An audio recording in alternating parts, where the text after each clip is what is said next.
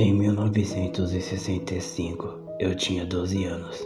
Foi quando eu recebi a notícia que meu pai havia matado minha mãe. Ele tinha certeza que ela estava a traindo enquanto ele ia para o trabalho. Mas eu não sei como isso seria possível. Minha mãe e eu nunca dormíamos, pois quando meu pai trabalhava no terceiro turno, ele ligava para casa sempre que podia. E caso minha mãe não atendesse, ela seria duramente punida quando ele chegasse em casa. Uma manhã, no entanto, ele foi longe demais. Eu estava na escola quando minha vizinha veio me buscar durante a aula de matemática. Ela me disse que meu pai havia sido preso por matar minha mãe. Não houve sutileza naquele dia, não houve felicidades, e eu apenas tive que engolir aquela cruel realidade. Eu estava ao lado da minha mãe quando ela finalmente deu seu último suspiro. Seu rosto estava irreconhecível, estava envolto de hematomas e ataduras. Ela estava inconsciente. Não houve últimas palavras, nem mesmo um "eu te amo", nenhuma resposta às minhas lágrimas, nada além de um último suspiro. Dizem que as crianças devem ser cuidadas em um lugar apropriado. Era um princípio que todos diziam naquela pequena cidade onde cresci. Conveniente? Bem, isso não importava. Foi por isso que me mandaram para a casa do meu avô, o pai do meu pai. Não havia diferença entre os dois. O código genético que instalava em um ser humano a falta de empatia prevalecia nesse lado da família também. Eu tive que suportar meu avô culpando a minha mãe por ter sido morta. Ela mesmo causou isso a ela mesma. Se ela tivesse se importado da maneira correta, isso não teria acontecido. Ele vivia dizendo isso.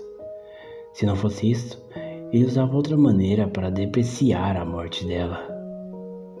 Havia uma observação sarcástica todos os dias, tudo isso para jogar a morte dela na minha cara. Ele me odiava porque eu parecia menos com seu filho e mais com a minha mãe. Com alguma estranha lógica mórbida aplicada, acredito que ele também me culpava por isso. Se não fosse por mim, o filho dele não estaria preso. Eu odiava aquele homem e cada dia que passava, ele ficava mais violento.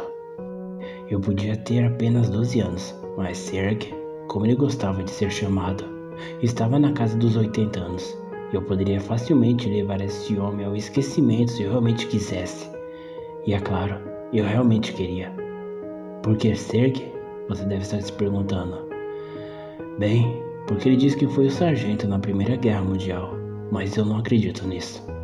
Eu nunca vi nenhuma evidência, nem mesmo fotos dele nesse período. Se ele estivesse mesmo na Grande Guerra, não haveria como ele esconder essa possibilidade. Não, ele era um mentiroso, assim como meu pai, envolto em um mundo de faz de conta, longe da verdade lamentável que ele vivia.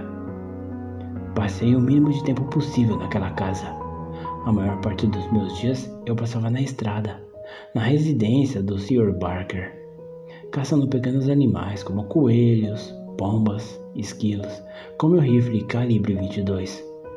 O Sr. Barker era um homem muito bom e eu gostaria muito de ter vindo morar com ele. Ele não se importava se eu caçasse em suas terras, desde que eu ficasse longe da floresta do outro lado da sua propriedade. Ele alegava que havia algo de errado naquela floresta e frequentemente a sua cadelinha, Dolly, e que estava sempre cheia de energia, me acompanhava nessas minhas caças. Muitas vezes eu voltava para casa de mãos vazias, mas havia dias em que eu ficava extremamente obcecado, e eu decidi que não voltaria para casa sem uma presa. Mais importante, eu não queria voltar para casa daquele velho desgraçado. Às vezes eu imaginava que ele estava na minha mira enquanto eu estava caçando, que ele era a caça e eu o caçador. Dolly não era uma cadela obediente. Em algumas ocasiões, eu adoraria ter ela por perto como companhia, mas em outras, ela só me dava dor de cabeça. Eu caçaria até a linha que separava a propriedade do Sr. Barker. Então, evitava ao máximo aquela maldita e bizarra floresta que ele havia dito. Mas no final da tarde, sem caçar nenhum animal, fiquei desesperado e acabei passando a cerca, indo próximo dessa maldita floresta. Atravessei uma densa floresta, com altas árvores e altas gramas. Aquela floresta fervilhava a vida. Os sons dos insetos cortavam o ar e roedores abriam caminho na vegetação. Eu sabia que tinha encontrado o lugar perfeito para caçar. Eu vi um coelho roendo um trevo. Lentamente, levantei meu rifle apontando na sua direção, mas quando fui atirar, Dolly apareceu, assustando o coelho. Ele fugiu, mas fugiu em linha reta. Eu comecei a persegui-lo, mas cuidadosamente, tentando ser rápido, mas me preocupando para não sair da floresta. Maldito cachorro! Eu murmurei para mim mesmo. Maldito cachorro! Algo repetiu na minha frente. Quem tá aí? Eu perguntei. Não houve resposta, apenas um silêncio. Dolly parou a cerca de 3 metros de distância de mim, recusando-se a se mover. Parecia algo mais escuro naquela parte da floresta. À frente havia um círculo de árvores e além dela uma clareira, uma abertura no meio da floresta, mas estava totalmente desprovido de vida. O coelho que eu estava perseguindo estava próximo daquela clareira. Instintivamente, continuei a minha caça. Acabei esquecendo da voz que havia ouvido antes. O coelho então parou. Eu levantei a minha arma e quando estava prestes a puxar o gatilho, o coelho entrou na clareira e do nada, ele simplesmente caiu. Ele começou a chutar as suas patas freneticamente, como se estivesse lutando pela vida. E então, ele parou, sem vida, olhando com aqueles olhos roxos para aquela escuridão daquela floresta. Foi só então que percebi que aquela não era a única carcaça que estava ali. Havia pássaros, esquilos, outros coelhos espalhados por aquela paisagem, alguns esqueléticos, outros parcialmente apodrecidos, e alguns, como aquele coelho, frescos, mortos recentemente. O cheiro era denso de cadáveres putrefados. Dolly viu aquela presa fácil. Sua paixão superou seu instinto e medo e pulou na direção daquela clareira, quando ela também caiu no chão. Assim como o coelho, ela começou a gritar e chorar. Os seus gritos eram angustiantes, uma triste canção de pedido de ajuda. Ela ainda não estava morta, então eu ainda tinha uma chance. Eu me rastejei até a beira da clareira e alcancei pegando a sua pata. E foi nesse momento que reuni todas as minhas forças para puxar Dolly de lá de dentro. Timmy? Eu olhei para cima para ver minha mãe parada na clareira, linda e jovem. Não como se eu já tivesse visto a minha própria mãe jovem em vida.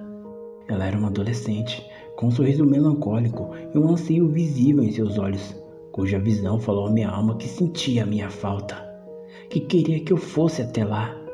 Eu estava pronto e totalmente disposto a isso. Me inclinei e aos poucos comecei a soltar a pata de Dolly. Senti um calor reconfortante no meu estômago e um desejo de trazer consolo para minha mãe solitária e abandonada. Naquele exato momento, um cervo correu na direção da clareira, também caindo no chão sem vida. Do nada, havia surgido uma macieira ali, com várias maçãs frescas espalhadas pelo chão. Aquilo era uma visão.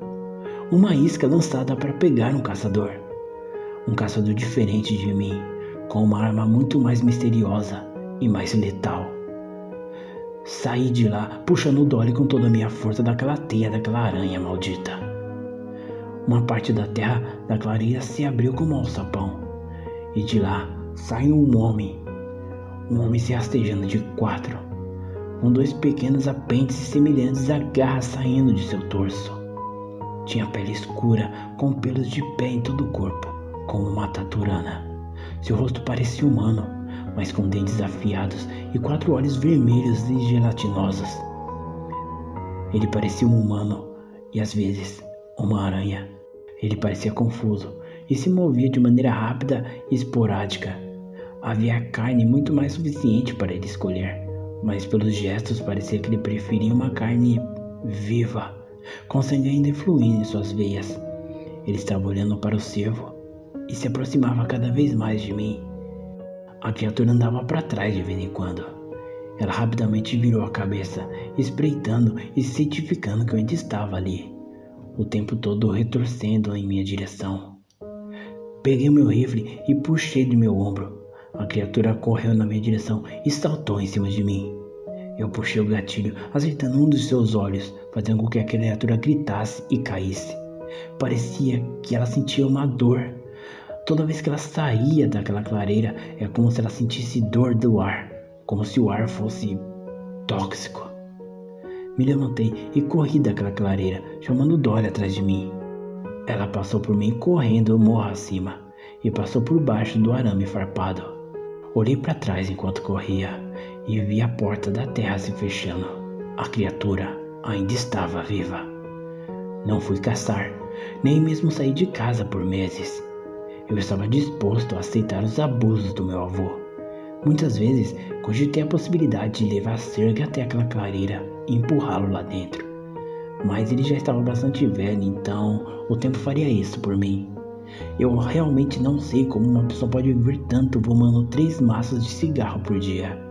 Parece que esse povo mau tende a viver mais tempo do que nós. Com o tempo, a tentação me levou ao melhor de mim e acabei voltando para aquela clareira. Eu sentia a falta da minha mãe.